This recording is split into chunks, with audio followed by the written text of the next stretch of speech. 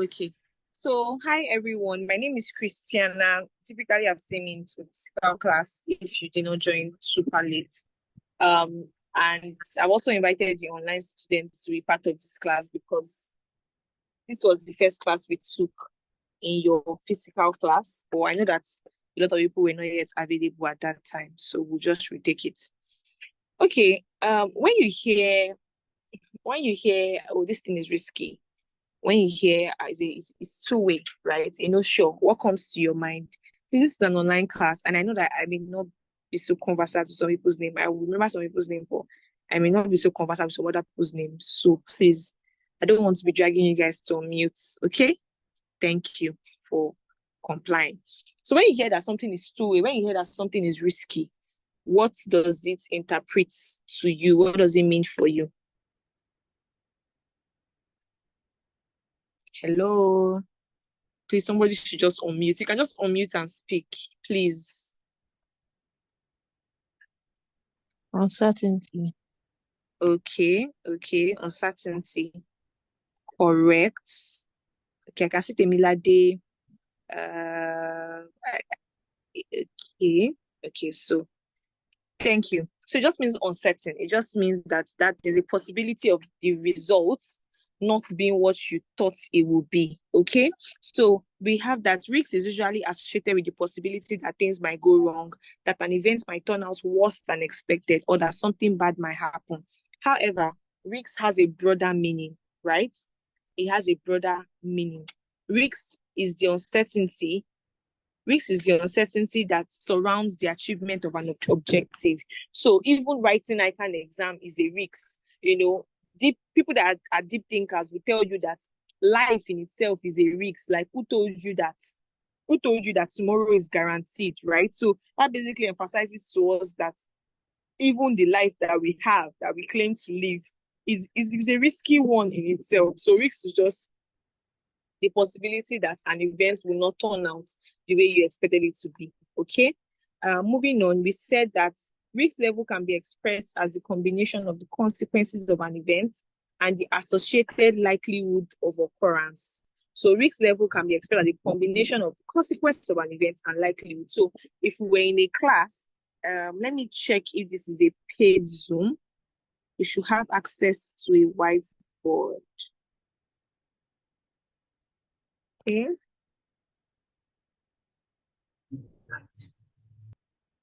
Okay. Just so what we're basically saying is that there are two major factors for how a risk will go, right?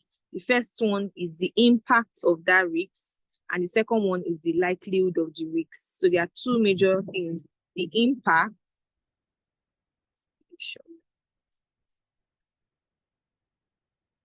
So we have the impact and the likelihood, okay? The impact and the likelihood. So this information is useful for later. So the impact is here, the likelihood of the risk is here. Let me proceed to share my screen.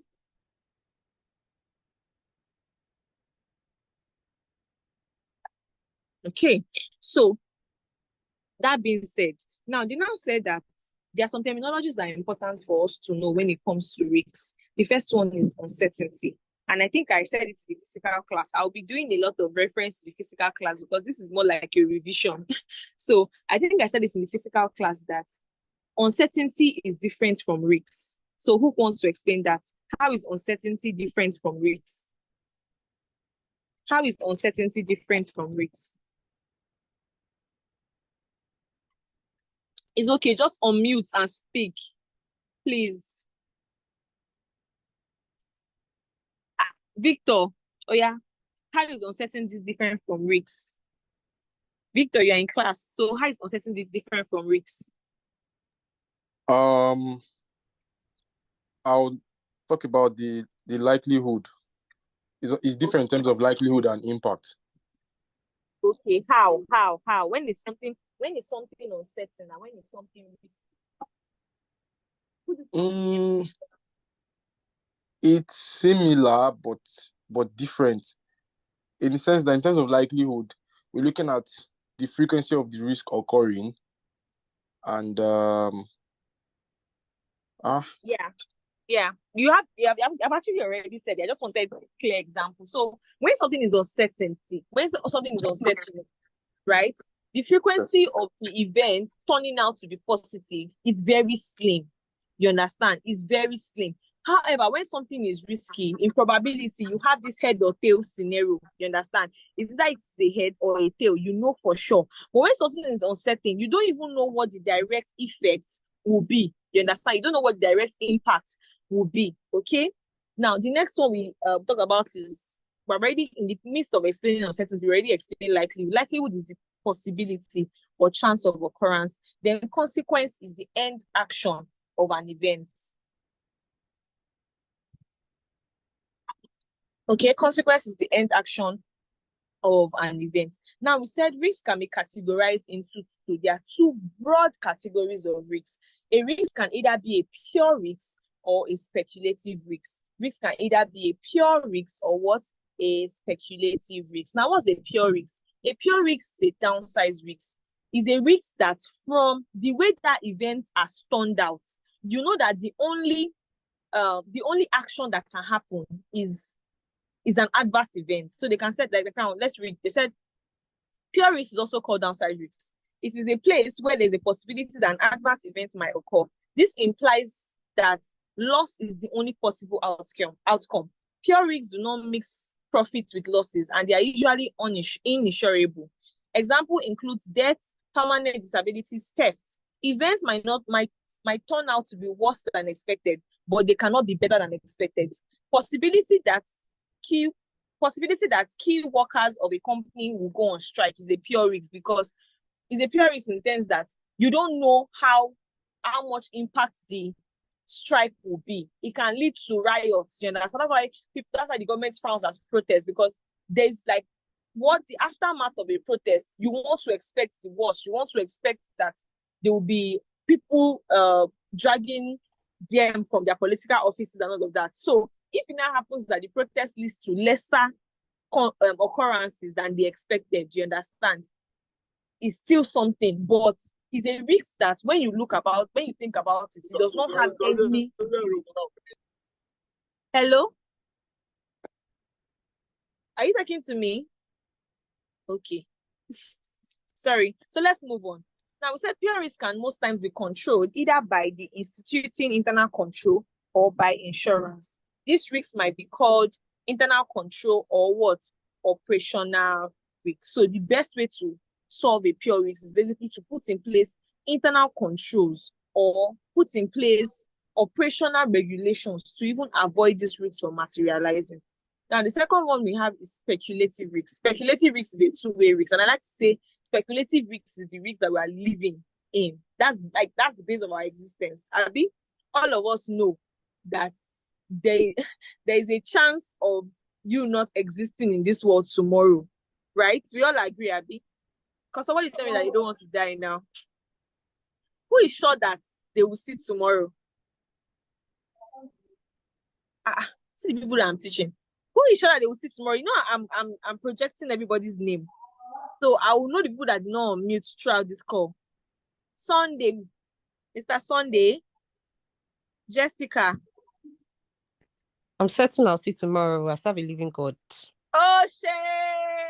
I know. Sunday is Juliet. Oh. Okay. Nice. Saying that half of us are going to die or what? Me, that I'm saying it. Okay.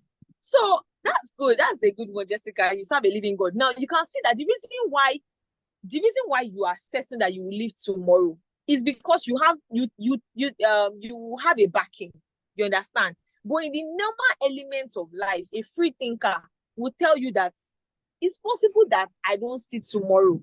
You understand? So it just basically tells you that an action can be two-way.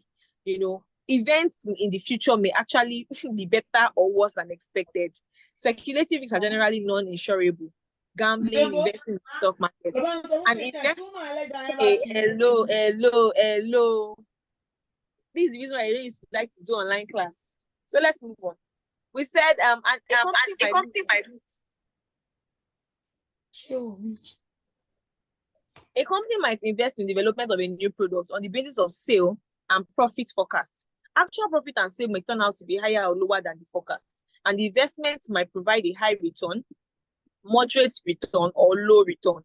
Note that speculative risks cannot be avoided because risks must be note that specific risks cannot be avoided because risks must be taken in order to make profit at all.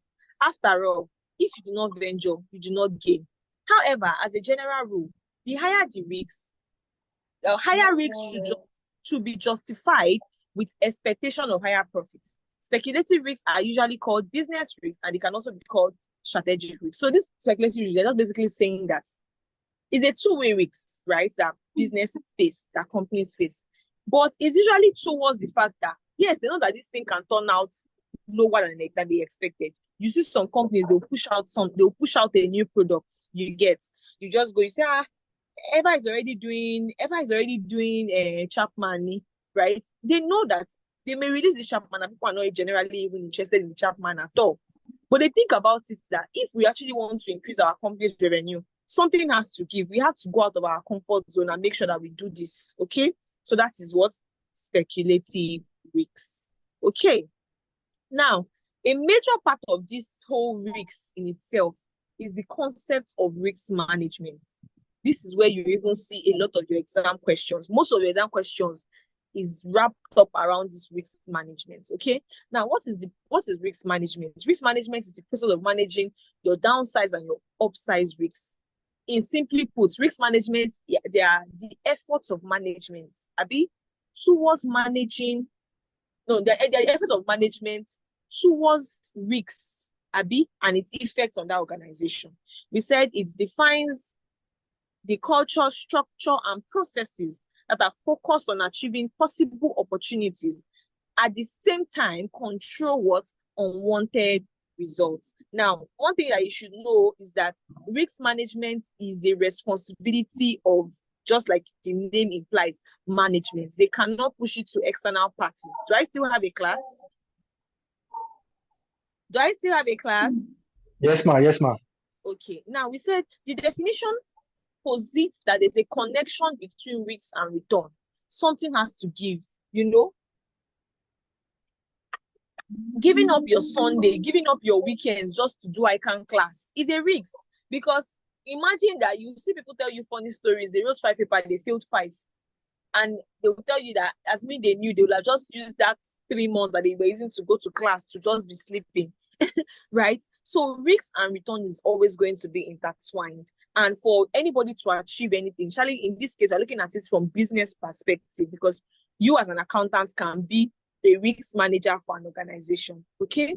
Now, let's now move on. We said risk management is the process of identifying, assessing, measuring, managing, controlling, and reporting risks facing an organization, while providing assurance that the company will achieve its objective. So even from the definition, we already see that risk management is a process. For you to even assess a risk, right, you must identify it before you can measure it, right? When you measure it, you're not able to manage it. Before, you're not able to control it. You're not able to give somebody a report about it. Some people, they don't know so much about themselves because they don't even sit down to identify, right, the things that are peculiar to them. Now, let's now look at some major key points when it comes to risk management. They said the safest risk is no risk at all. However, this is an unrealistic business strategy. All business activities must involve some risks. Can you see what they did there? What did they do there? They just played with words. They said the safest risk is no risk, but this is unrealistic. Don't leave me. Do you understand? You guys don't get the joke. Oh, girl. Do you guys understand? Hello. Yeah, we do. You put none and laugh. Oh, girl. Anyway, we laughed. They laughed on mute. That's right. They will encourage you with fake laughter. No problem. Let's continue. I will not say there's no joke for anybody again. Now, the second one we said is that, so they're not going to try to say that the best way to avoid risks is not to do any risks, but it's unrealistic because life in itself is a risk. Okay. Now, we said the main objective of risk management is to increase the value of an organization in the long run. That is the main objective of risk. The reason why you are risking your weekend, risking your financial resources to be able to do this item.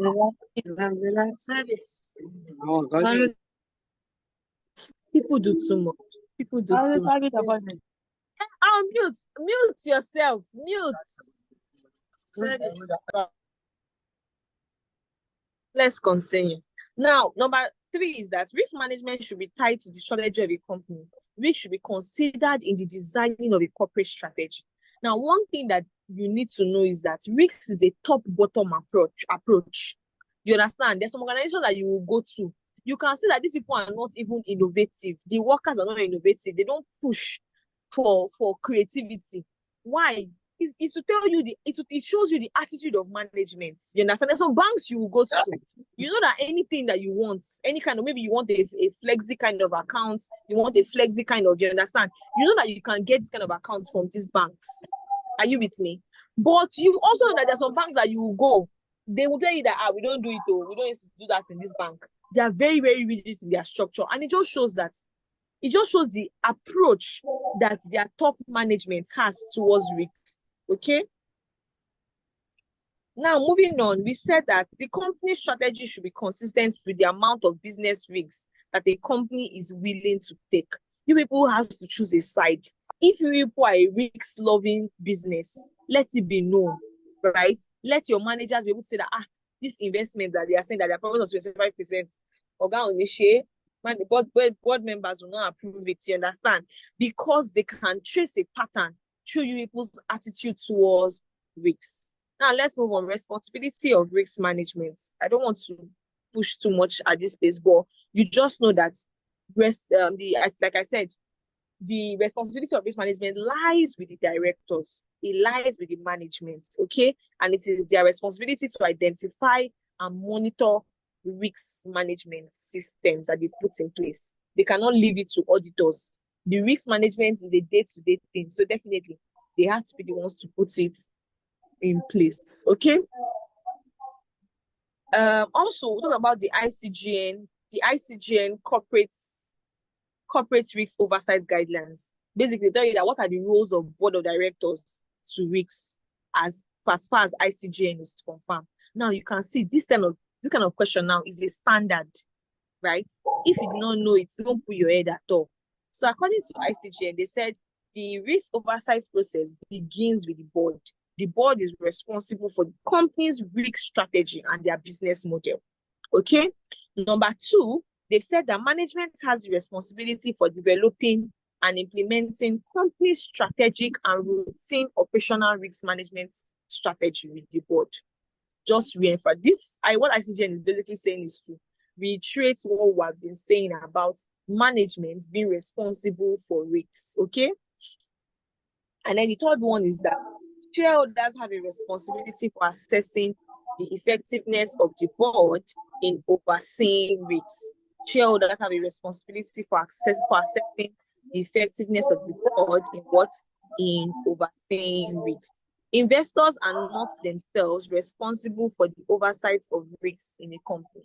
So this is telling you that you cannot say investors should do their research and they should only subscribe or put their money in companies that they trust. The companies that they also put their money has a responsibility to them to do what? To do risk oversight. Okay? Now, let's move on to the elements of risk management. Elements of risk management. Somebody that can see my screen should read for us. Hello, somebody that can. Okay. The element of a risk management system should be similar to the element of internal control system. There should be a culture of risk awareness within the company. Are you guys at the center? Which center is that? Oh, I'm wondering why it's going. I'm like, are you guys in the same room? Are you guys together? No, we're not. Oh, okay. Let's continue. I was just wondering why it was echoing. Well, I'm with you. Okay. Managers and employees should understand the risk appetite of the company There should be a system and processes for identifying, assessing, and measuring risks. There Okay. should be an efficient system of communicating information about risk and risk management to managers and the board of directors. Okay. Strategies and risks should be monitored to ensure that Ensure that public strategy, objectives are being achieved within acceptable levels. Thank you. So the first one we said is that there should be a culture of risk awareness. I cannot highlight because this is a scanned copy. But yes, there should be a culture of risk awareness. What's risk awareness? Embedding risks. Abi? You know, we have done these risks before. This is just like another revision class, extensive one. Risk awareness is basically embedding risks. Abi? Yes. So people that have thought. It's basically embedding risks, putting risks into a business activity such that everybody in the organization is fully aware of the organization's attitude towards risks. Then we said processes and procedures for what? Identifying, assessing, and measuring risks. Number 3, we said there should be an efficient system for the communication of information about risks. You understand?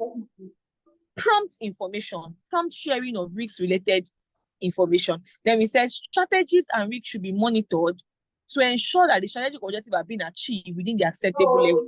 Just imagine that is a risk adverse. You understand? You now want to go and introduce a new product, and from that new product, from the way the product has been outlined, it is very visible that from the way the product has been outlined, it is very visible that that product launching has to be risky. So you can see that it's not consistent with what the company is about. You get. Okay. So moving forward, we now also said, what are the roles of the board in terms of risk management? And actually, the answer is your whole risk management. So we said number 1, they said the board should consider the following when deciding risk management policy: the nature and the extent of the risks facing the company, the extent and categories of risks, the likelihood that the risk materialize, the company's ability to reduce the probability of an adverse event occurring, and the cost of operating control that they expect because they have this control. Now, if this categories of categories of risks. You know how we do it now. Somebody will read for. So this is I feel like one of the easiest way to even get mark. If you get into an exam or they're asking you categories of risks, even if it's 5 marks, 7 marks, it's a place where you should not leave any points untouched, because here we'll be listing out that will listen out 12 different categories of risks. Now, like I said, this may be different from when they ask you pure and downsized risks. When they ask you pure and downsized or speculative risks, it's either the mark is 4 marks, or they will say is that you should explain the following, then put pure risks and downsized risks. You understand? But if they just ask you normal list 5 categories of risks, you understand? Or they say enumerate 7 categories of risks, you know that it is this category they are talking about. Okay? So somebody should please read for us.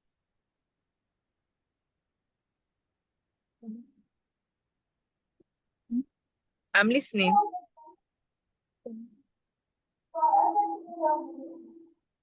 There are no standard risk categorization or classification. Chill. Okay. Because the nature of business risks varies between different type of business. Yeah. However, categorization of risks is to give some structure to risk management process. Yeah. The following are the type of categories of risks common to many industries, as mentioned in Turnbull report. Okay. So they're basically trying to say that different risks will affect different people. Like now, some people, they can never experience some particular things in their whole life. Like they can never really understand the concept of not having money, right? But they can have in their family, they can have a serious health issue. Understand? So why SACPA risks is not a thing for them? there is health risks. You understand? So the same way for businesses, all these risks may not materialize for the same businesses. The one is based on the business activity that will determine the kind of risks that they will face. Okay, so let's move on. Number 1. Thank you. Continue. Showa Binuni. Oh yeah. Number Continue. 1, market risk is the risk of loss to company earnings and capital due to movement in the market factors such as interest rates, foreign exchange rates, equity prices, and the value of our real estate and private equity investments. Okay, number 2. Credit Credit. risk Yeah. is the risk of losing from bad debt or delay by customers in the settlement of their debt. It is the risk of loss to company's capital or earnings arising from counterparty inability or unwillingness to fulfill conceptual obligations to the company. Okay. Are you not explaining for us, ma? I want to read it so I can. Okay, I should do it one by one. Okay, no problem. So you So that- hold anything. That's because of the rent. No, it's better he reads everything, please. Okay. Arrange them. who has Nigerian film in their background? I don't even know. Please, they're giving us headache. They're stressing this poor girl. I swear. Okay, so I don't know which style should we do. I like you when you read everything, then I go over Okay, ma, let it. me continue, ma. Okay. Okay. Next one. Liquidity risk is the risk that the company will be unable to make payments to settle liability when payment is due. It can occur when a company has no money in the Why are bank, you wasting time? Something that is fast. is unable to borrow money, Give me. is unable to borrow more money quickly, and has no asset that it can sell quickly in the market to obtain cash.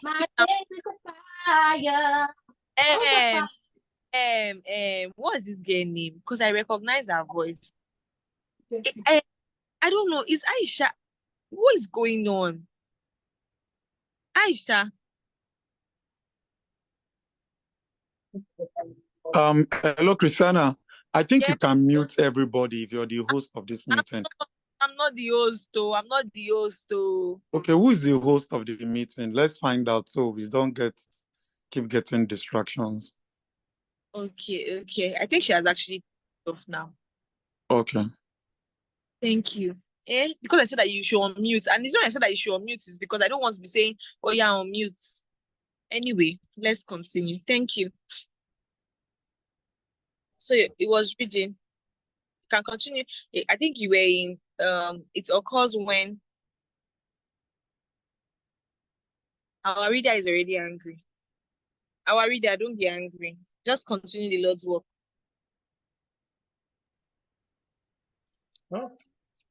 So, unable to borrow more money quickly and has no asset that it can sell quickly in the market to obtain cash. Company can be profitable but still at a risk from liquidity shortage.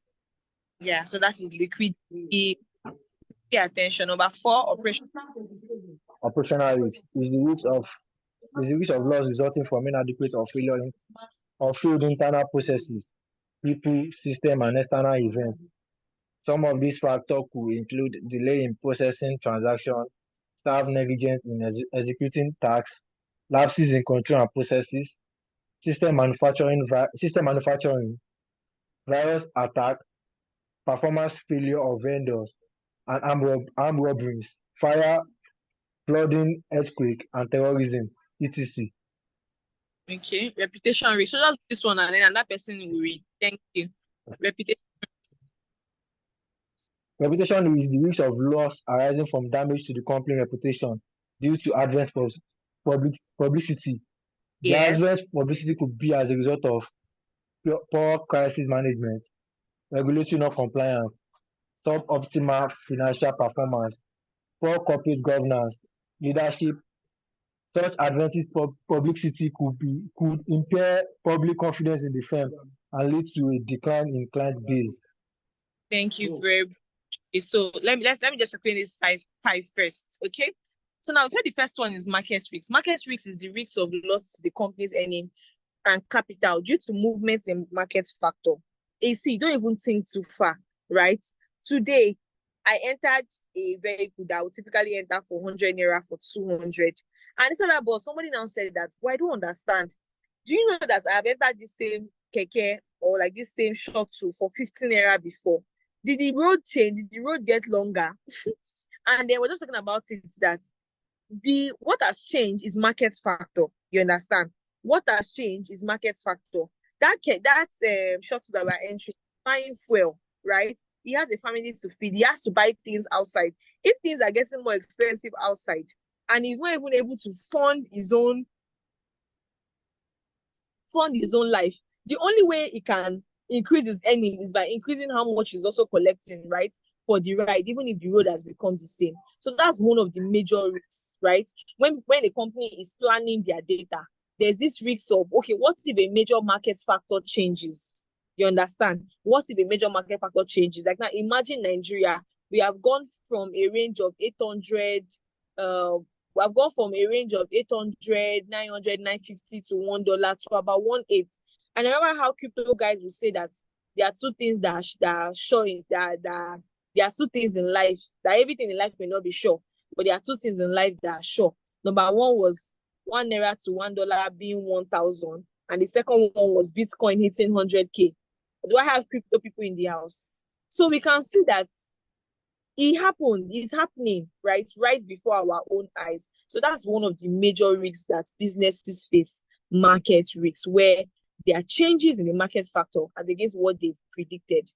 Number two is credit loss. When you were growing up, you see all those shows that they write, no credit today, come tomorrow. Then when you come tomorrow, when you read it again, what do they write? No credit today, come tomorrow. So in the end, tomorrow will really never come. That's the concept. But it is just the risks arising from bad debts and delays. We can think of a classic case study of Diamond Bank. That's what pushed them to closing up, or even Access Bank buying them. They had a lot of non-performing loans. Okay, so like we said, it is just the counterparty's unwillingness or inability. I mean, they may not be unwilling, it may also mean inability for them to fulfill contractual obligations to the company. Number three we have is liquidity risk. What is liquidity risk? Liquidity risk is the inability to be able to make payments when it is due. I was telling you guys in physical class that in the US, they use US GAAPs. And that means that they prepared their accounts using the most liquid assets as the first one, their SOFP. So on their SOFP, the first line item there is cash. Do I still have a class? I want to believe so. So why do they put cash first? They believe that even if what you have is not cash, you understand, to solve an immediate problem, it is cash that you first need. You understand? That's what they're trying to say, that to solve an immediate problem, it is first cash that will help you. Okay? So being liquid is such an essential thing so that you can settle liabilities when they arise. Nobody is saying that you don't have bank balance, but they are saying that if Kasala should bust right now, do you have the money? Okay. Next one, operational risks. Now, we said operational risk. This is the risk of losses arising from inadequate or failed internal control procedures or systems. So operational risks is like risks that occur due to unsystemized processes, right? Like how in Nigeria, in today's age and time, we're still having issues where somebody will just, like my friend was talking to me about something last week. They remove money from our accounts. And she called her bank and they said, oh, it was a web transaction. And she's like, okay, I did not initiate any web transaction. How did money go out of my bank? Because they said they were going to send me an OTP, right? And I did not even get any OTP. So how did this money leave my account? So these are lapses that still exist in our banking sector. And they fall under what's operational risk, because this is why people are still losing their money. The next one we have is reputational risks. Reputational risks is a risk that comes from bad reputation. I will forever and ever use this example of Dangote. Before now, Dangote was just that cool guy, richest man in Nigeria kind of energy. Until he went to go and find one girl. When he went to go and date one girl, that he go and date one girl that we did not understand. And before we know, she was dragging him on Twitter. Then people were saying she's lying, she wasn't with him. And she proceeded to post a picture of her with him. You understand? And I think a direct effect of that was that the shares of Dangote fell, the price.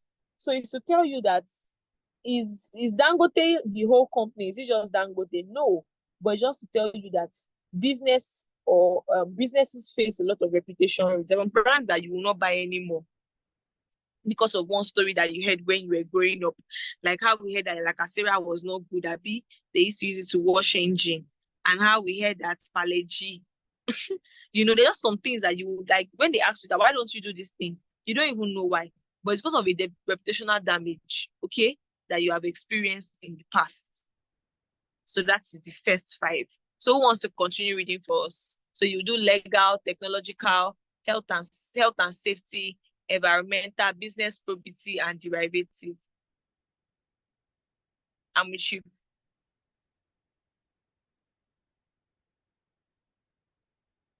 Hello? Somebody should read for us. So. Hello, is anybody there? You guys are here now, so I should be calling your name. Okay, Obafemi, read for us. Oh, okay. Obafemi, read for us. Thank you. Okay. I'm taking it from legal risk, right? Yes. Okay. Legal risk is the risk of losses arising from failure to comply with laws and regulations, and also the risk of losses from legal actions and lawsuits.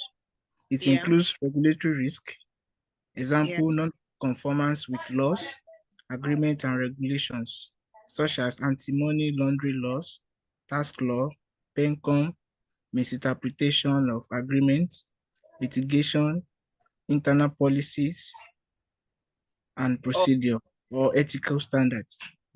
Okay, so technological risks. Okay, technological risk is the risk that could arise from changes in technology or inadequacy of technology system in use. When a major technology change occurs, company might have to make a decision about whether or not to adopt the new technology. If they adopt the new technology too soon, they might incur higher costs.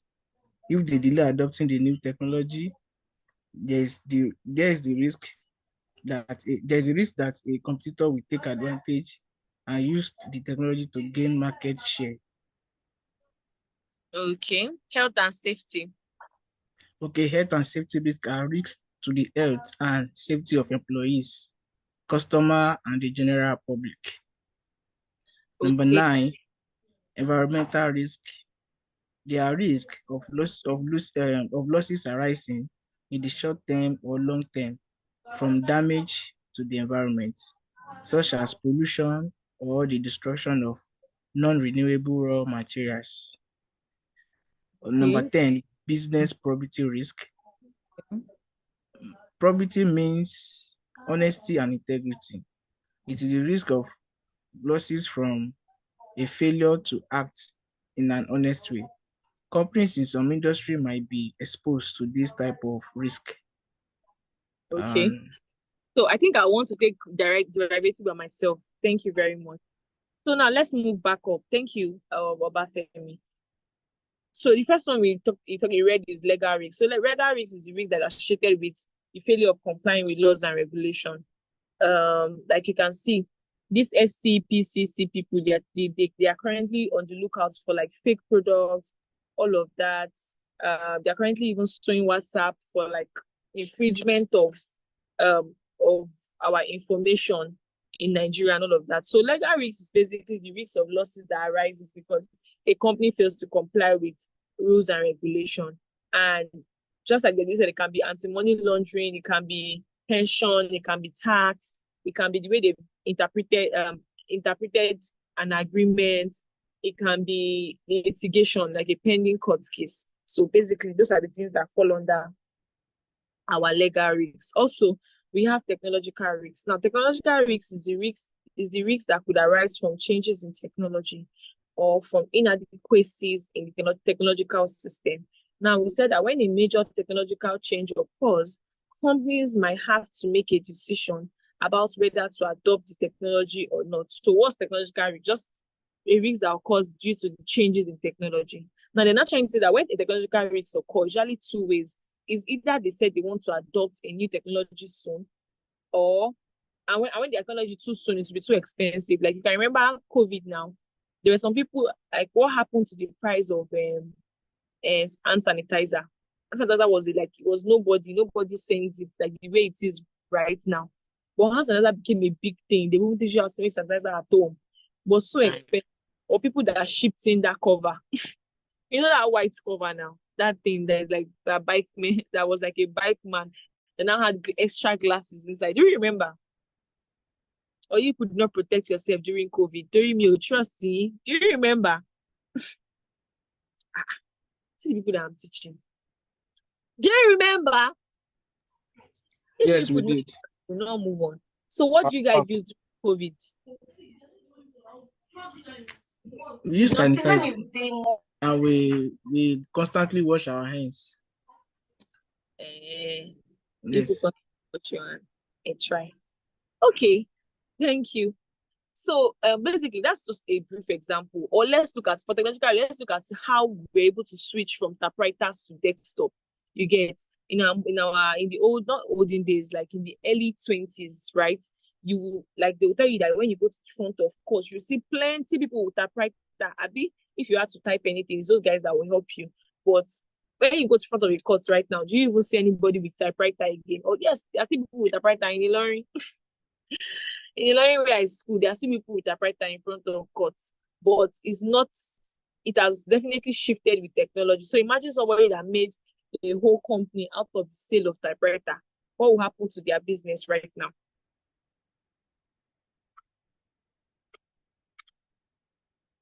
Okay, moving on. Let's do. So, like I was saying, there are two things that can happen with technological risks. Is either they might rush into it and have to incur costs because they have to spend more money. Or number two, they can delay how they want to purchase it, but people will have benefited from it so much than other people now coming into it. It's not like all these tech guys, people that did tech in like 2020, 2021, they've made so much money. Now the market looks really saturated. Okay. So the next one we have is health and safety. They even differentiate here. Some people will say health, safety, and environment. Health and safety really focuses on the health and safety of your employees, right? Of your direct employees. How are you making sure that people are not coming to your office and they are dying, right? It's because of a missing a bad socket or electrocuted floor. You get all these kind of things. The health and the safety of your employees needs to be protected. Then we have environmental risks. Environmental risks is not the risk that arises from changes in the environment. It's the risk that arises from what? Changes in the environment. Things like pollution, things like destruction of renewable resources, or even things like, when there is a riot. I remember when there was a protest, there were some banks that did not open. Because you know that if we should even come, in the end, this bank that we're trying to protect, this bank that we're trying to give profits, the amount of damage that will happen, right? It will even outshine the profit that we say we are making. So we must as well just sit down in the house. Then we have business property risk. Business property is also called like honesty, right? It typically looks at the organization and integrity. So in some industries, it may not be a big deal, but let's look at our own kind of industry. In professional services, business property is very important. The ability for you to continue to exist using honesty and integrity. Like now, this BB Niger votes, Abi?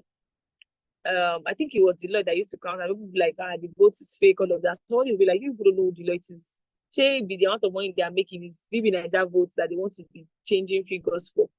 But who can tell me why it's possible that they may change figures? AA students. Why is it possible that Deloitte can actually change figures for the BB Niger votes? Audit students. So let me tell you guys the reason why. The reason why is because the service that they are rendering in this case, it is not audit, right? It is not audit. It is an agreed upon procedure. And what comes from an agreed upon procedure is where the party that is requesting, or the client that is requesting for a particular service to be carried out, tells the professional how exactly they want that service to be provided. So there is no form of assurance that comes from it. Do you understand? So it is DSTV, I mean multi-choice, that will tell Deloitte how they want the count on all of that to be done. So that takes out the assurance element of the vote counting. Are you guys with me? Hey, hello. We are with you, Lely. Yes, we are here. Okay. So now the last type of risks, thank you for confirming. That's the only way we can teach online Yes, class. we are. After we have already drink water and drop cup. That's the only way to teach online class, because people will just connect, then they'll now be looking at it. It will be easier if the calculation cost, but when it's notes like this, you need to be checking in with the students 1 million times. Okay, let's continue. Now, derivative risks is divided into commodity risks and financial risks. What is commodity and financial derivative? What is commodity derivative? They are contracts to buy and sell a quantity of commodity such as oil, wheat, gold, tin, copper, silver at a future date at a fixed agreed upon price in a contract. In most cases, there's no intention to buy or sell the commodity. The contract is a contract for price, and it is settled by the payment of the difference between the fixed price in the contract and the market price of the settlement date. So it's just like saying that you are going to sign a contract to somebody to buy silver for 45 million in 2030. Silver is currently 25 million.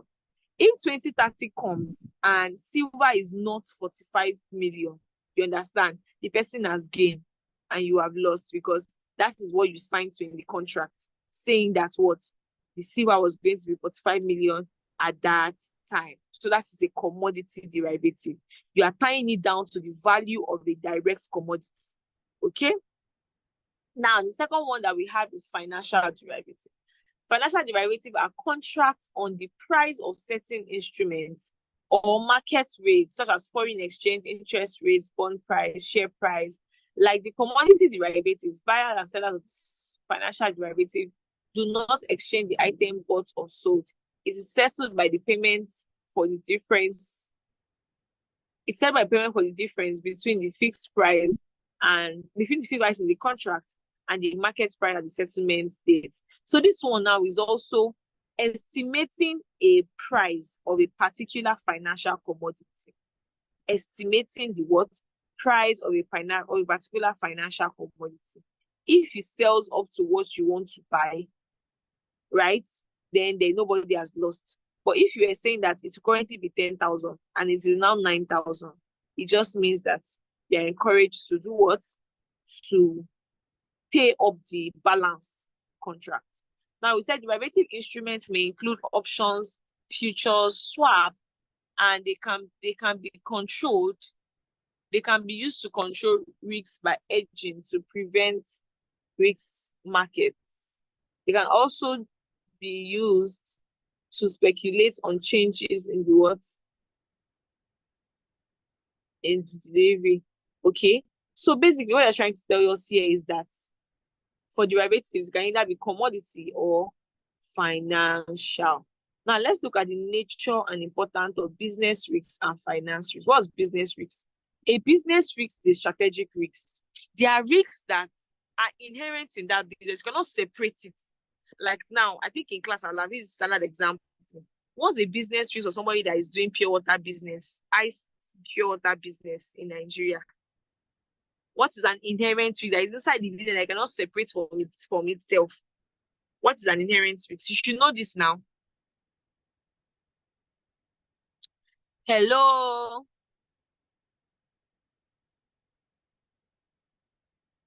Hi. I said that what is an inherent risk of somebody that is selling ice block in Nigeria? Something That's availability of power supply. Thank you very much. And I've used that example even in class. Eh? Because it's online class, we are muting. Don't worry, we'll not even stay here till 4. I just wanted to really feel in because Mr. Ali said it wasn't going to be available, and I realized, and I was just thinking about it that some people actually missed this class. So let's do it. Just a service to humanity.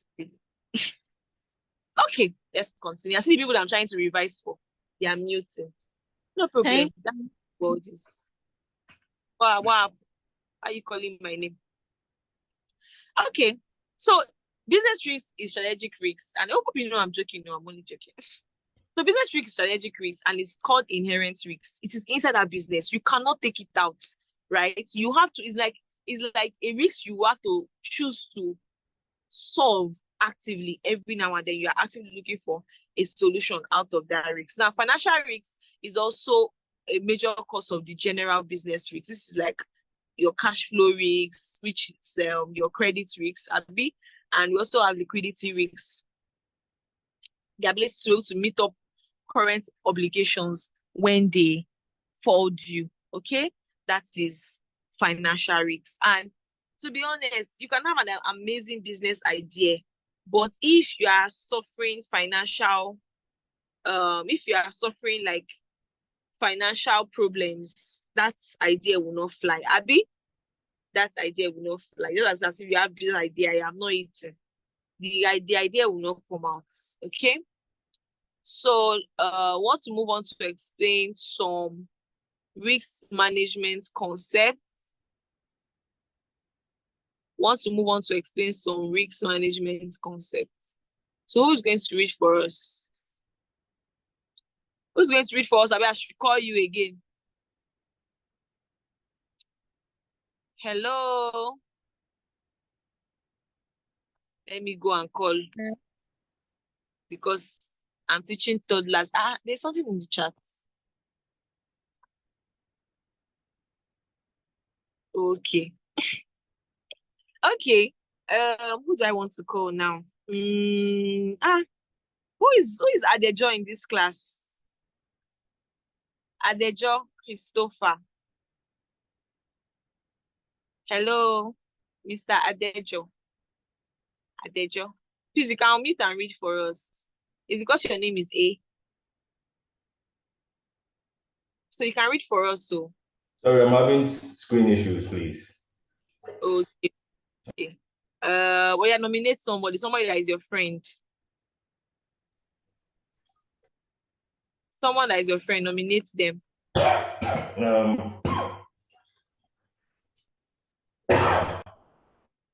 I feel like calling Chizoba. Chizoba, are you Adejo's friend?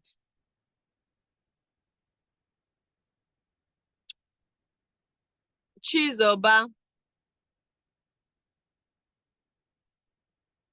You see, Chizoba just joined class and she said, let these people be shouting. Okay, let's have Eve. Eve, can you read for us?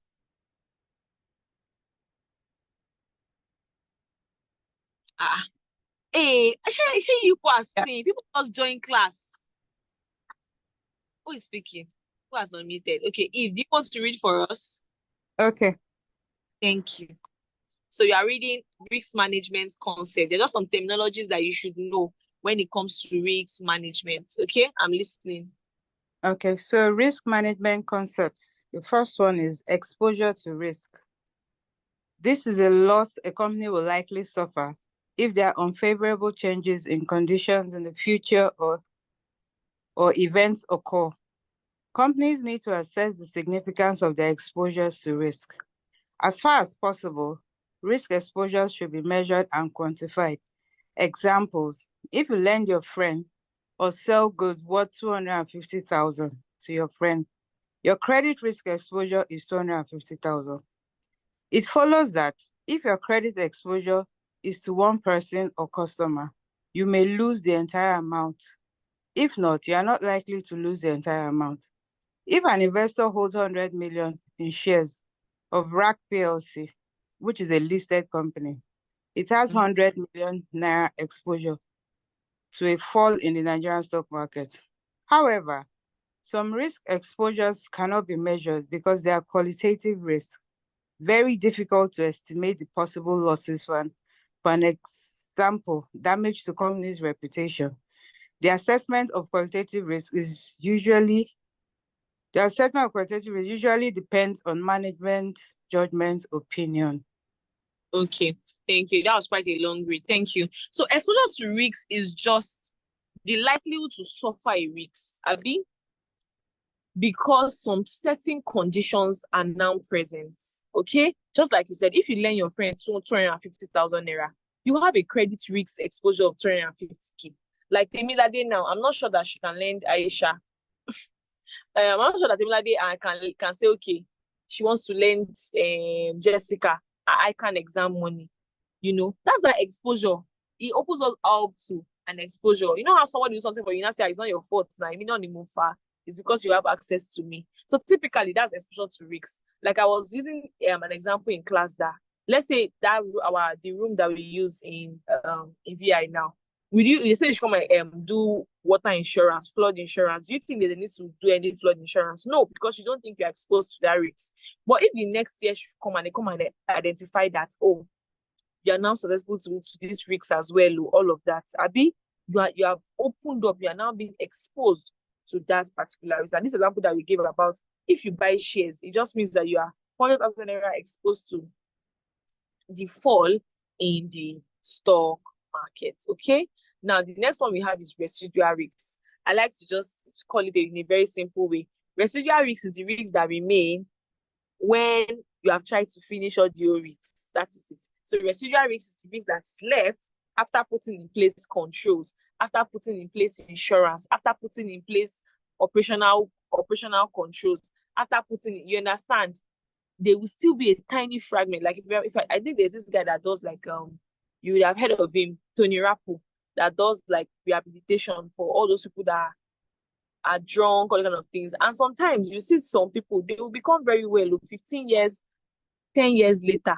But when you just look at them, it just feels like there's something functionally wrong in that individual. So that's just a residual risk, a tiny bit of the item or the business idea and everything that the company has to live with forever.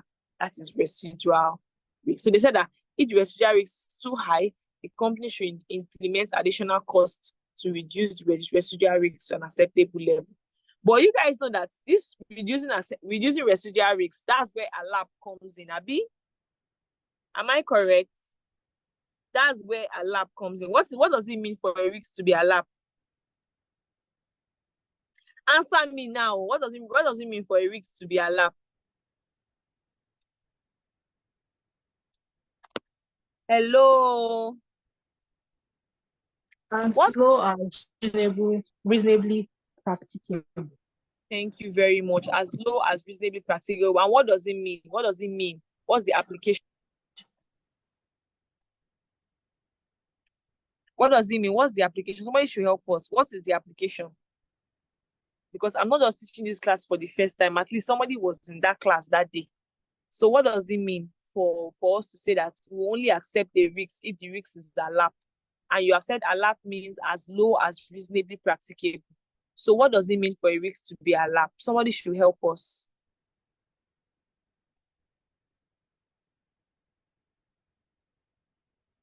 Hello. Are you guys using the chat? If you are shy, you can use the chat. Or nobody in this class knows the meaning of ALAP. Hey, that means we have a pandemic at hand.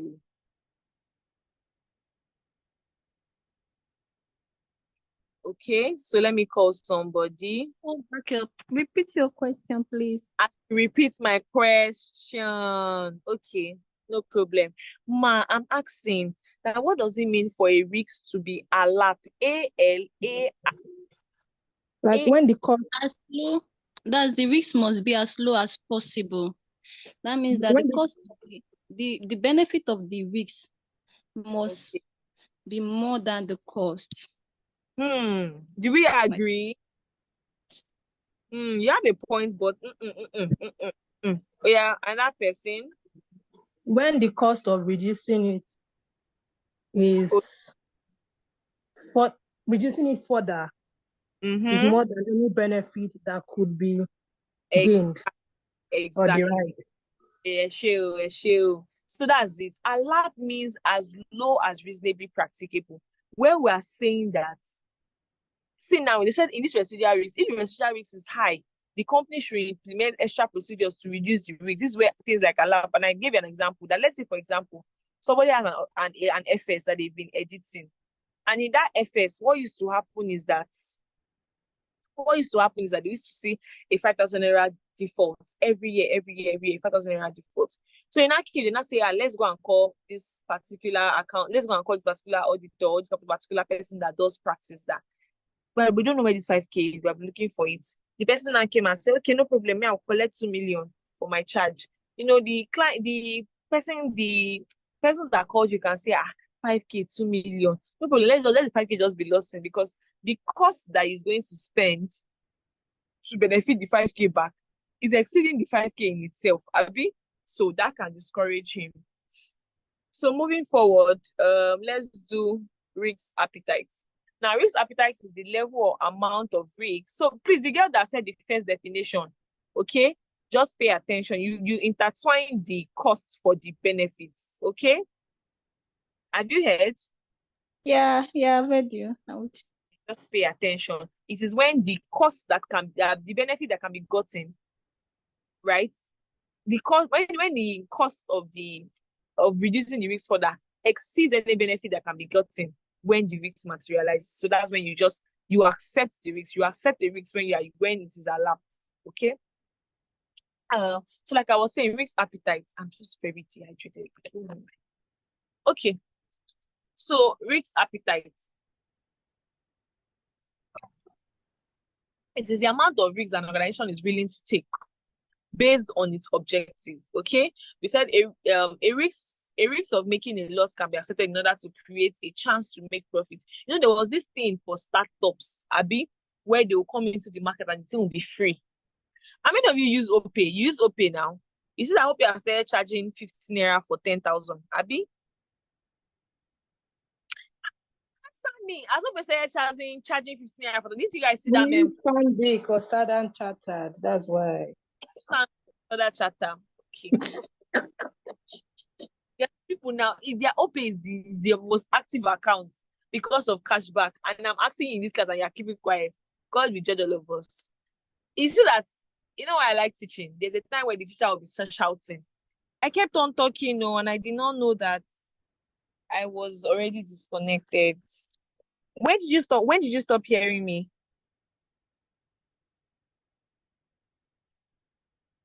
Hello? When did you stop hearing me?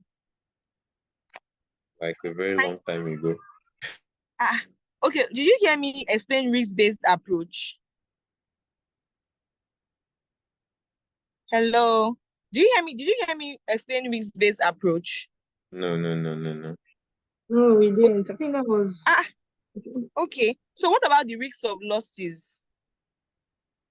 no. What about risk appetites? I think that was where you were. Yes. That's where I was. Okay, let me just go over it again. So I was saying that risk appetite is just the amount or level of risks. Thank you for calling me Timmy. I wouldn't have even known. I was still talking. Okay, it's just the amount of risks that an organization is willing to take, you get. And I was saying that there are 3 different categories of the appetite of an entity in terms of risks. The first one we have is risk lovers. Second one we have is risk neutral, and the third one is the first one is risk adverse. These people are not willing to take risks at all. The second one is risk neutral. They call them risk conservative, 50-50. Then the third one are risk takers. And I was like making a joke that some of you have lost money to MMM. You have lost money to like multiple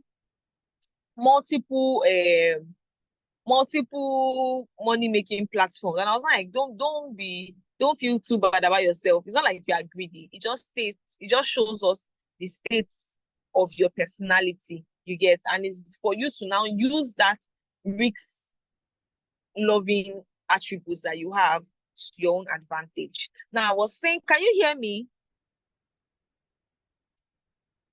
Hello, Yes, can you you hear can. me? We can hear you. We can hear you. Okay. So, like I was saying that now they now moved on to say that the risks, the appetite of a board will depend on some things. The appetite that a board will have when it comes to risks will depend on some things. Number one, the importance of the decision to be made. Number two, the amount and the potential nature of the gain or the loss, right? Sometimes no matter you're interested in something, now you hear that if you do this thing, it's like 50 million profits. You not think about it again and say, 50 million. You understand? So that's the same way, even companies, when they look at it, that if we should venture into this new product, if the product actually hits, it takes us to be number 2 in the industry. You understand? That can make them start rethinking. Number 3 is that the reliability of information, very, very important. The reliability of information. It even really shows in whether somebody would want to make a decision or not. Now I moved on to the risks of losses. Risks of losses is the normal when you say a loss, right? It is just a chance that a negative event will occur in the organization or in the environment that will lead to loss of income. Let's look at the practical example. I was having a conversation with my friend that mom has a store like Idumota that sells lace. And she was saying that her mom was saying on Wednesday that she has gone to the shop now for 3 days and there's no sale. Right. And she's just like, she can actually understand in a country where there was no fuel, people did not even see money to eat, right? Somebody will not sit down and say that what remains for her is to be buying lace, and that's to tell you that everything in the economy really has a ripple effect. So that is risks of loss. Just the risk that an adverse event will occur either in the organization or in the environment that will lead to what? That will lead to a loss occurring. So what's risk-based approach? Now I said risk-based approach is taking decision from a point of risk. Taking decisions from a point of risk. You have looked at the situation, you have analyzed it. Like now, a company that wants to say that should we venture into a new product, they will look at all the pros, they will look at all they stand to gain. Then they'll look at all they stand to lose and just oppose them with each other. So it's an approach to decision making based on a detailed evaluation of the risks and exposure and the policy guidelines on the level of risk that is what accepted. Abi? Now we said the risk-based approach takes a view that some risks must be accepted, but some risk exposure should be kept within acceptable limits. Decision should therefore be on the consideration of both expected benefits and the risks. It follows that the risk-based approach should be used when in budget or when corporation energy is being prepared. Now, these people are trying to say that, yes, it is inevitable that we will not make risky decisions, but we just need to get to a point where we are only making calculated risky decisions. Calculated risky decisions. Okay?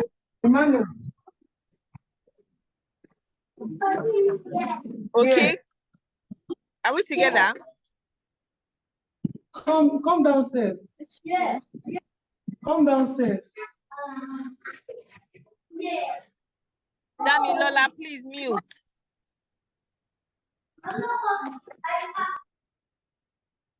Okay. So, like I was saying, the last thing I really want us to do today, because we have to discuss at like 3:40, 3:45-ish, okay, is the impact of risks on stakeholders. I don't know if you get this kind of class again. How is your class going, by the way? Right? Going well, Abi? Yeah, it is. So I'm not sure you have this. So for people that miss the risk class, one place that they, apart from your risk management, so please, you can go over the risk management in itself again. We're trying to do a new agreement with the online class so that their classes will be on Sunday, so that Mr. Ali can be taking them and I can be taking them concurrently with the CSME online class, so that we can take them together. But I don't know how possible that will be because you also be in class at that time. So, but it just means that there will be a recording. I don't know the agreements that Networks has, so that you can get access to the recording in case you missed the beginning part of the CSME. But yes, apart from that, one major place that they used to ask questions in these risks, when they are not asking you categories of risks, when you're not asking you normal risk terminologies, Abi. So there are so many things. So please focus on your risk management. That's risk identification, assessment, Abi. monitoring and control, then risk reports. Okay. There are so many things there that they can ask you in exam. But another place that they used to ask is this impact of risks on different stakeholders. So they will typically give you a case study and say that, okay, net worth is a professional service, Abi, that exists in VI Nigeria, VI Lagos, Nigeria.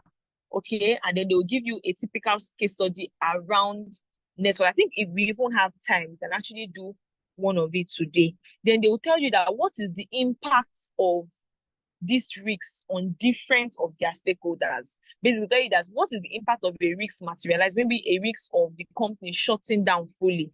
Then they will say, what is the impact of these risks on different of their stakeholders? Now, what are you supposed to do? You're supposed to outline the different stakeholders that are affected, then start explaining what will happen if that risk should materialize. Okay? So I want somebody to actually read for us. We'll read it first, then we'll go and do, I think it's March, July 2020. I think it's question 6 or 5. So somebody should first read this for us. Impact of risks on stakeholders. Okay? I'm listening. Okay. The impact of risk on stakeholders. The impact of a company's risk for stakeholders varies and depends on circumstances. For employees are exposed to several risks in their job. These include the risk of a loss of job and the threat to health or safety in the work that they do. Employment benefits such as pension, insurance, National Housing Fund, etc. might be threatened. These risks to employees can be affected by risks that face their company. For investors, when investors buy the shares of a company, they have some expectations from the company in terms of return from their investments. This can either be dividend payment or share appreciation. The board of directors should ensure that the risk appetite of the company is consistent with the risk appetite of its shareholders. Companies' overly exposure to business will have impact on the shareholders' investment. Okay. So creditors, Then for creditors, the creditors and suppliers are concerned that the company may not be able to pay what they owe, or the company may stop patronizing them. The liquidity risk and insolvency risk facing a company has an impact on the credit risk for a supplier or lender. For communities and general public, they are exposed to risks from the actions of companies and the failure of companies to control their risks. Risks to the general public includes pollution, spillage, and poor quality products. Non-compliance to health and safety standards increases health and safety risks. For governments, a risk for governments that major companies will decide to invest in a different country or move its operations from one country to another, leading to unemployment and loss of revenue for the government from taxes. For customers, a company might face operational risks from human error or system breakdown in its operations. Errors and delays in providing goods and services have an impact on business customers. Product safety risks for a company are also a risk for customers who use them. Okay, thank you very much. So, just like I said, we're going to now do, let me stop sharing and just open the document. So let's now take a past question where this was asked.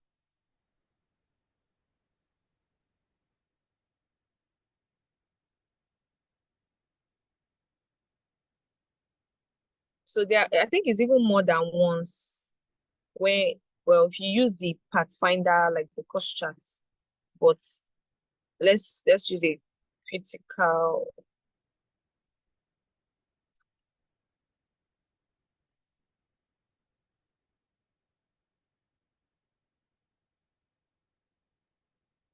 This one, risk transfer, risks. All those ones are under what? How you respond to risks, Abby. Why am I doing this? I can just search. Oh, okay. That may not be possible, but this is possible. Let me just.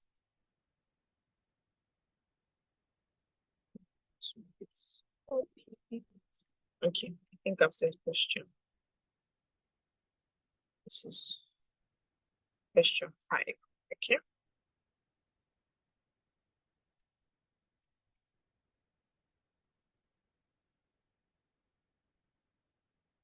Okay.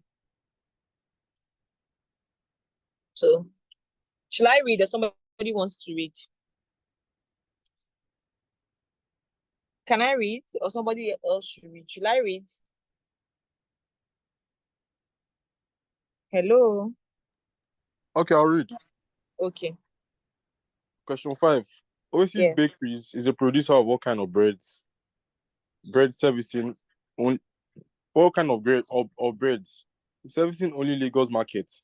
In response to anticipated increase in demand for bread, the company decided to increase its installed production capacity from 1,000 loaves to 5,000 loaves per day, having secured regulatory approval from the federal authority.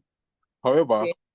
the market for bread in Lagos is largely dominated by bigger producers, and there is some stability in the price of bread across all brands in the market. Thus, the risk of a price war is low. However, owing to the short shelf life of loaves of bread, most are sold to retailers on credit, and due to a combination of reasons, credit default rate is increasing. The company, by experience, has also discovered that ovens, mixers, and other equipment for the production of bread rarely break down within the first 5 days of usage.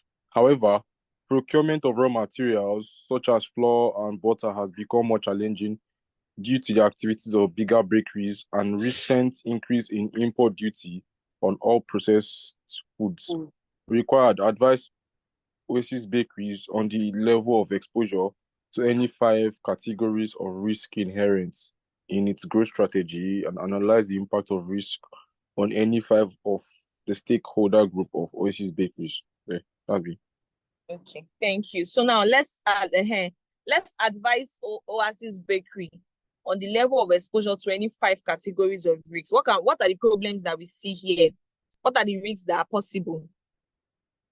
What are the risks that are possible? I can see, let me use an example. There's a credit risk, very legible. Abi, is there no credit risks? Tell me I liked it. They said that most of their bread is being sold on what? It's being sold on what? Credit. What are the categories of risks? What are the number? When they say A, what are the answers they were expecting here? What were the answers they were expecting? What are the categories of risks that comes to your mind, like normally? Maybe it's the 11 that we read, right? Yes. Abi, market risks, health and safety, environment, legal, business probity, reputation. That's what they're asking you here. They now said, based on this case study they gave you above, which 5 can you see that based on this growth that they want to have, what are the things that they have to watch out for, that they are exposed to? Also, we can see that what?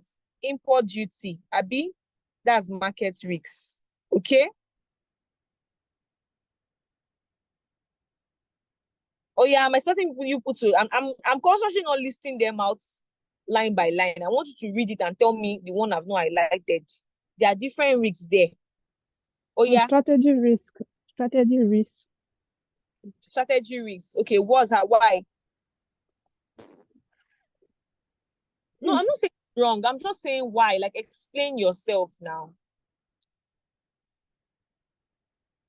Well, they need to come up with a new strategy because of the current crisis that they are facing, I think. I don't know. Okay. Strategy risks, like, okay, the company may even need to reevaluate what their goal is. Okay, not bad. If you can explain yourself, it is not wrong. Oh yeah, next one. Technological risks. Technological risks. Oh yeah, where? How? Okay, we can see that the company, by experience, has also discovered that oven, mixer, and other equipment broke down within 5 years of usage. Rarely break down within the first 5 years. Rarely break down. You get? They wrote rarely break down. When you even say technological, what I'm even thinking is that can't we say that if they did not break down, what if people have moved on into more recent tools, equipment that helps them do their work faster?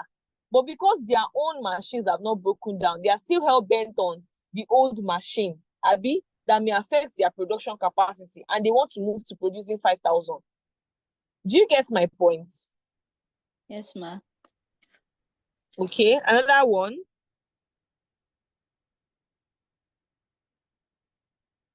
Procurement is also under market risk. So now, in this kind of case now, we have seen two that is under market risk: procurement of flour and butter, import duty. You first start with market risks, what it is. Then you say in this case, there are two types of market risks here.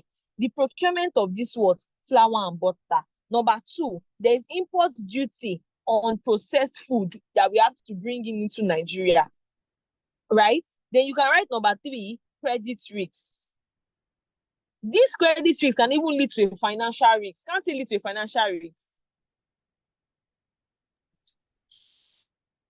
What's financial risk? Financial risk is the risk that is embedded in the capital structure of an entity. Have you forgotten that we did financial risks in class? It is well. Then they say that it has become more challenging to even do what? It has become more challenging due to the activities of bigger bakeries. So you can see that even in this case, we are seeing like you said, strategy risks. Are they able to meet up with the strategies that those bigger bakeries are putting in place to make sure that they are still in markets? So the major reason why I came here, analyze impact of the risks on any of the 5 stakeholders group. So I will now go to go to the call and be selecting you one by one. If I call your name, you must tell me one stakeholder, and now it will affect them. Thank you very much for your services. Okay, people that have not called. Let's start with Glory. Tell me one stakeholder. Okay, I'll be talking, sis. I don't want to ask you a question. Aisha. Oh yeah, start from you. Anyway, I can talk anyway. Yeah, talk. I was not. Please, ma, can you go back to the? I should go back. Yes. You have exam. You know that you open my past question. Okay. Good. I've gone back, ma. Okay. I would say that to have on the stakeholders, that's it can affect the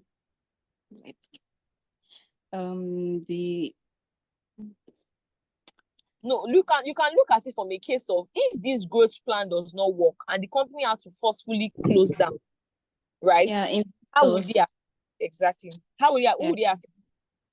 It will affect the investors because when the company closes down, they will not be able to get their shares of profits from the returns. Okay, thank you very much. Yeah, let me call another person. I've not called. Harmony. I want to be that. Is this Harmony or Harmony Akoli? Please, you can unmute and tell us how this will impact one of the stakeholders if Oasis Bakery has to close down. First of all, the immediate community where the bakery is situated will be impacted because there will be loss of job. Okay.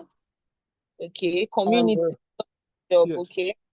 Brilliant. The major stakeholders. Yeah. The community is a major stakeholder in the bakery business. And let's say like CS things like corporate share responsibility that the bakery owes the community. They stop. Yes. Okay. It will stop, employment will stop and all that. So we even have smart people here. People will now keep quiet. They now say, Uzoma, tell us one stakeholder and now it will affect them if Oasis Bakery should close down.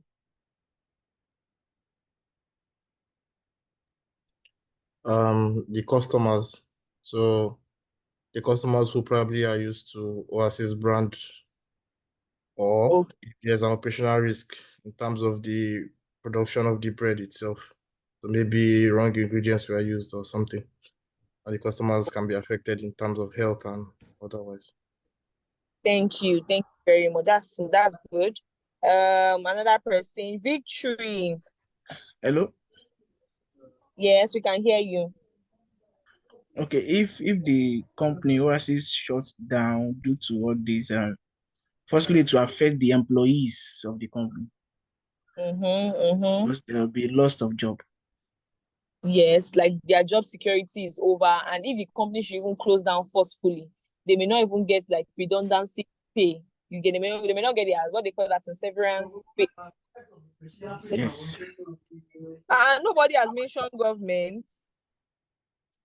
Mosun, if Oasis Bakery should close down, what will happen?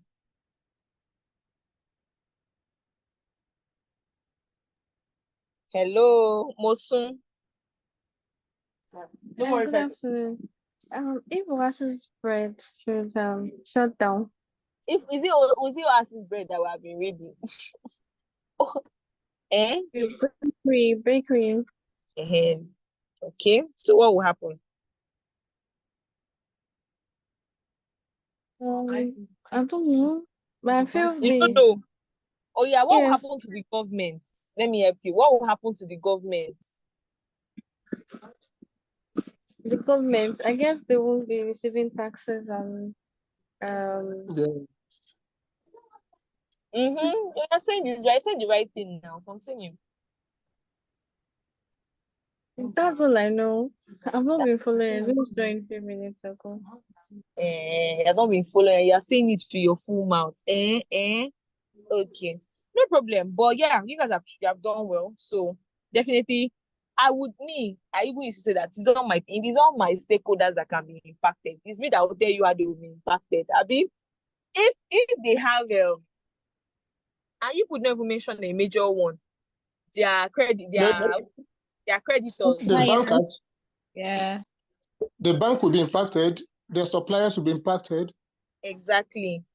The bank Even will the be union, impacted. the union will be impacted too. Exactly, because these people we have seen that the union in itself will be impacted. They'll be looking at it that is it that we cannot increase our production capacity? Is it that we cannot shoot for growth in this industry? The government is not backing us. The union itself can be. If you know anything about like bakeries, they have a serious thing about like trade union and all of that. Okay, so let me just go back here. So let's basically explain this Tara model. Just do this and we'll be going. So I want to explain Tara model. There are different things. They are just, if you're an online student, it's fine. We'll still start next week from where we stopped here. But for physical students, they may not see me again or something. I wanted to explain Tara model that talks about the impact and the likelihood of a risk. Okay? Impact and likelihood of a risk. So who wants to explain Tara model for us that was in class? Because I know I stayed on that thing for a long while. So who wants to explain Tara model for us that was in class? What is the Tara model? Jessica, explain the model for us. Okay, you can talk. Yes, but I wanted Jessica to do it. Jessica, is she on the call? Let me go and look for her. She's on the call. Jessica, unmute and explain Tara model for us.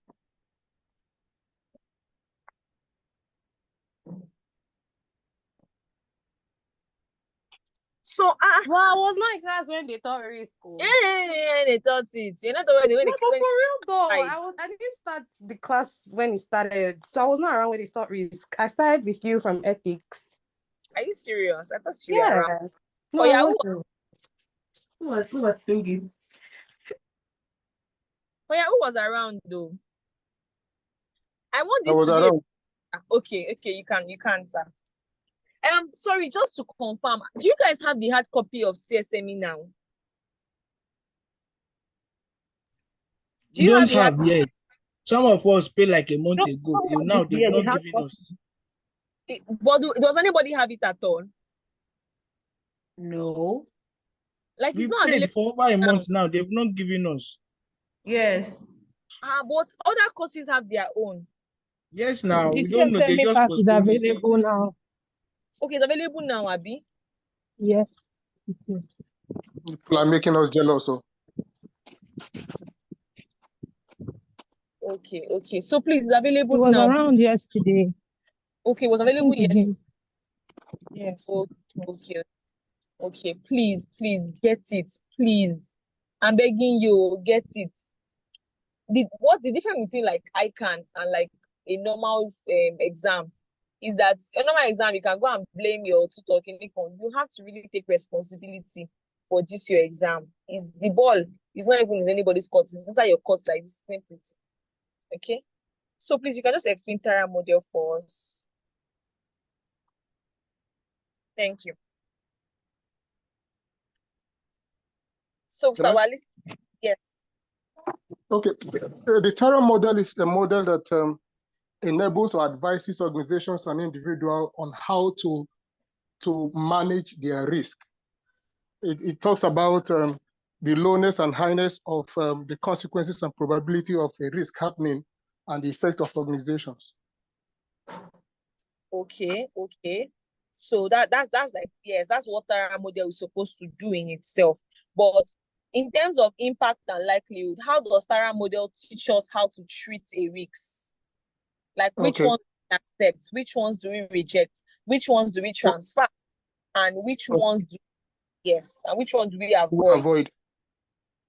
Now, when the probability of a risk is low and the consequences are high, you transfer it to a third party.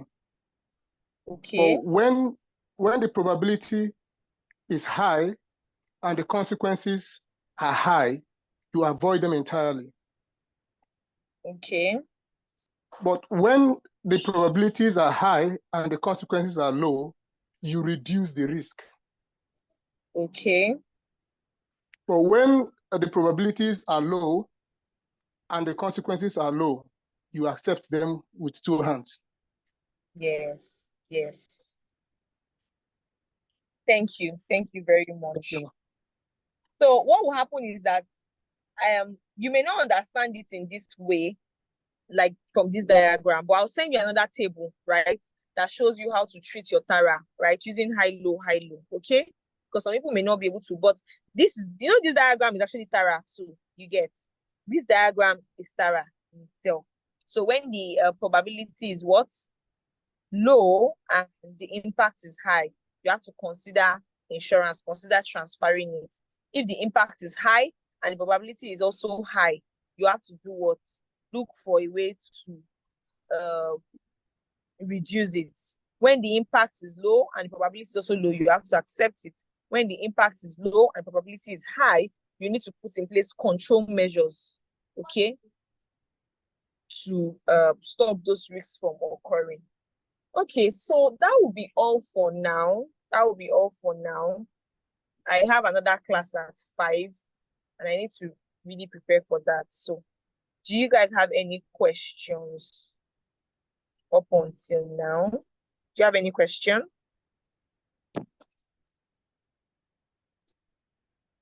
Okay, so this is even Tara. So Tara is okay. No, Abi. Tara, I think I can explain Tara later. So if you have the material already, Tara is on the next chapter 10. Okay.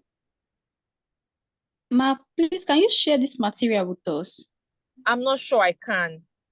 I'm not sure because it's the same thing that is in the normal material and you will get it. And this one has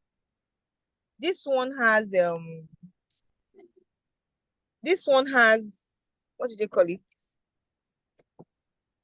This one has net worth on it and the new name is now Equity Professional. So that's the reason why I can't share it. It's not because I don't want to share it. Do you understand? Yeah, but for those of us that did not purchase the hard copy. Do you want to read it this week? Oh, I read it during the week. Message Temilade, she has gotten the material. She snap it for Temi. I'm giving you the responsibility. Snap the chapter 9 for us on the group. Thank you. I'll call police for you. Is that fine? Is that fine, everybody? Do I have a class? The chapter 9 has already been uploaded. You can just go to the chat side and then download it.